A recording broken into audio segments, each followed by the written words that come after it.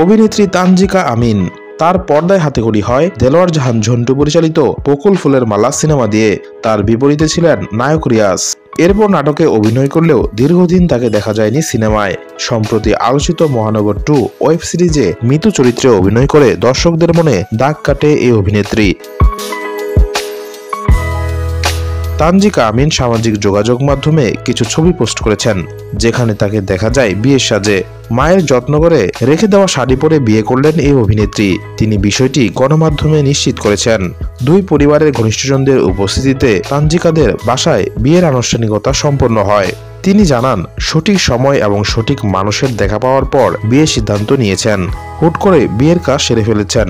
তবে এই মাসের মধ্যেই বিবাহ পরবর্তী বাকি সব আনুষ্ঠানিকতা করার ইচ্ছা রয়েছে তানজিকার। আমাদের শুধু আকত হয়েছে উল্লেখ করে অভিনেত্রী বলেন, জুমার আগে একেবারে পারিবারিকভাবে আমাদের শুধু আকত হয়েছে। আত্মীয় স্বজনেরা ছিলেন।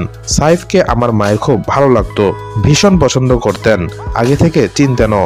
আমাদের বন্ধুত্ব ছিল, সেটা যে প্রেমে বা বিয়েতে করাবে তা ভাবিনি। অবশেষে তা হয়ে গেল।